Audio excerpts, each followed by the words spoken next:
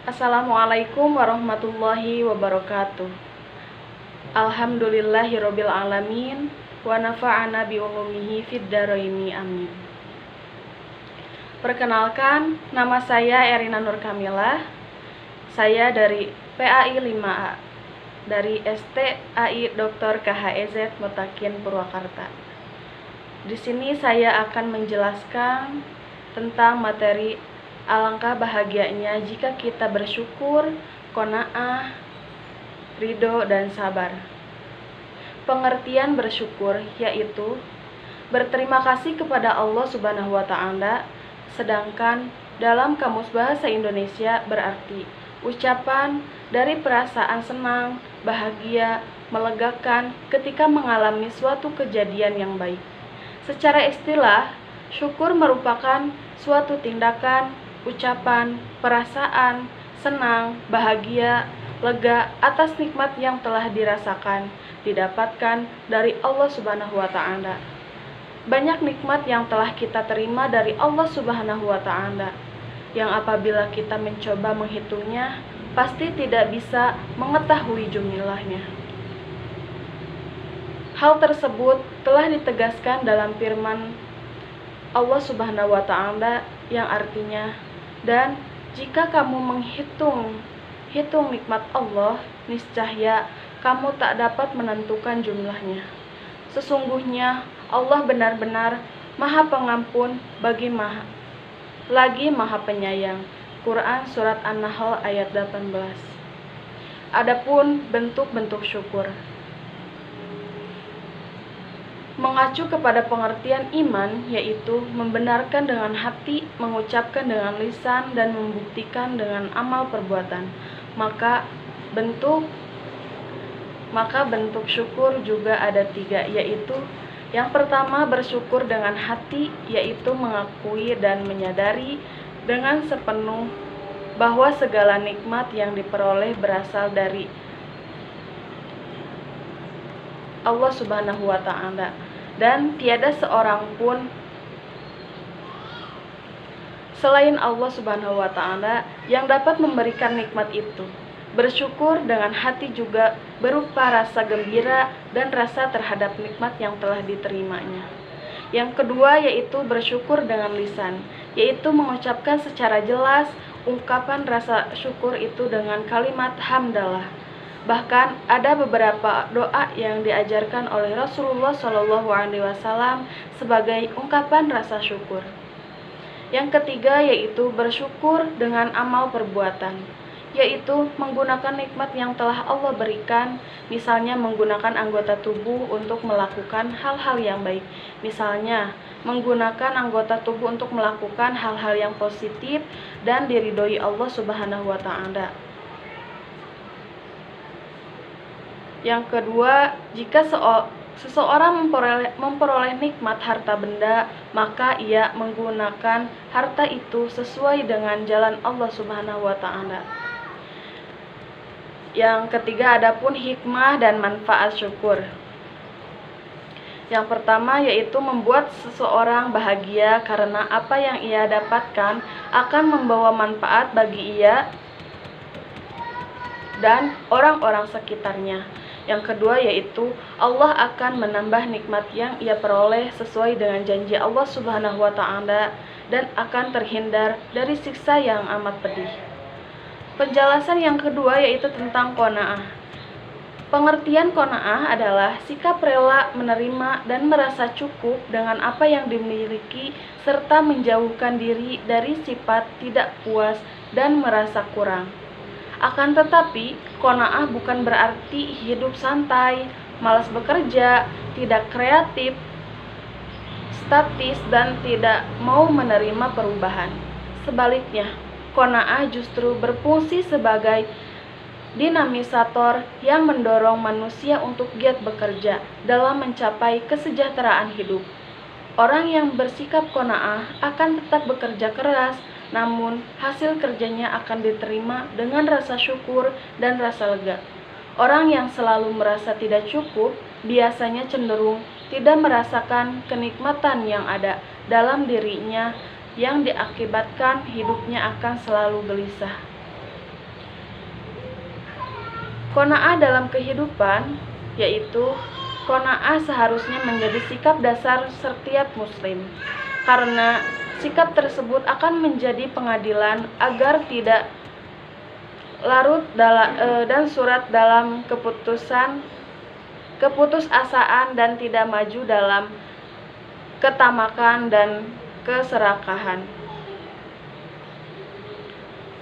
Akibat dari keadaan tersebut akan muncul ketimpangan dan kesenjangan sosial. Sifat qanaah juga dapat diwujudkan dalam kehidupan masyarakat dengan tidak memperlihatkan kesombongan dan keangkuhan. Allah juga berfirman yang artinya, "Dan ingatlah hari orang-orang kafir dihadapkan ke neraka, kamu telah menghabiskan rezekimu yang baik dalam kehidupan duniamu, dan kamu telah bersenang-senang dengannya. Maka pada hari ini kamu dibalas dengan azab yang menghinakan karena kamu telah menyombongkan diri di muka bumi tanpa hak dan karena kamu telah fasik." Quran Surat Al-Haqq ayat 20. Qanaah dalam kehidupan pribadi seorang muslim juga berfungsi sebagai yang pertama, stabilisator, yang maksudnya apabila seorang muslim telah memiliki sifat qanaah, maka ia akan selalu berhati tentram, berlapang dada, merasa puas dengan apa yang dimilikinya, merasa kaya dan terhindar dari sifat rakus, serakah dan tamak. Yang kedua, dinamisator. Maksudnya, apabila seorang muslim telah memiliki sifat qanaah, maka ia akan mempunyai kekuatan batin yang mendorong untuk mencapai kemajuan hidup berdasarkan keadaan dan kekuatan yang dimilikinya, dan dengan tetap bergantung kepada kehendak dan karunia Allah Subhanahu wa Ta'ala. Adapun keutamaan qanaah, yang pertama yaitu bersyukur apabila berhasil dalam usahanya dan jauh dari sifat sombong. Yang kedua, bersabar dan berlapang dada apabila gagal dan jauh dari sifat frustasi. Yang ketiga, memiliki hati yang tentram dan damai. Yang keempat yaitu merasa kaya dan berkecukupan. Penjelasan yang ketiga yaitu sabar. Pengertian sabar adalah menerima segala sesuatu yang terjadi dengan senang hati. Orang yang ridho menyadari bahwa segala sesuatu yang terjadi itu merupakan kehendak Allah Subhanahu wa Ta'ala. Adapun bentuk-bentuk sabar, menurut Imam Ghazali, sabar adalah kesanggupan untuk mengendalikan diri. Maka kesabaran merupakan upaya pengendalian nafsu yang ada dalam diri manusia. Dalam upaya tersebut, manusia menjadi 3 tingkatan.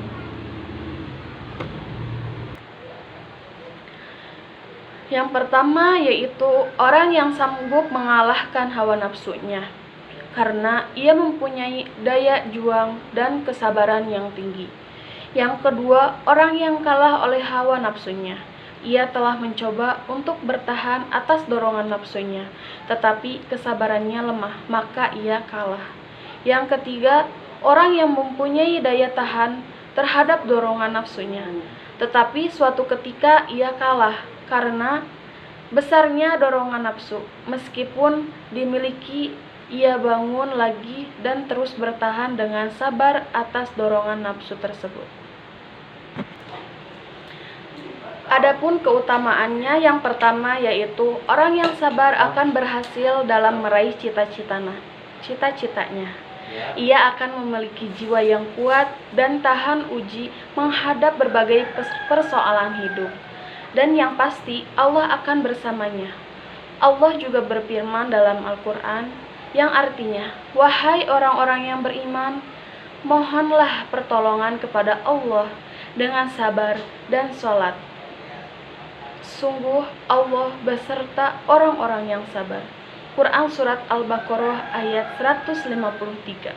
Yang kedua, Orang yang sabar akan dicintai Allah, dan sebaliknya, orang yang tidak sabar tidak dicintai Allah, bahkan justru diperintahkan mencari Tuhan selain Allah.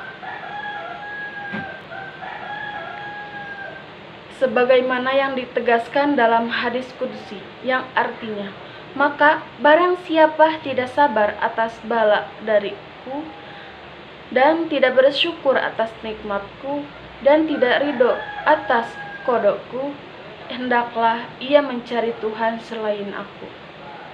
Yang ketiga yaitu orang yang sabar akan tenang, karena sesungguhnya sikap sabar dan ridho adalah mencerminkan puncak ketenangan jiwa seseorang.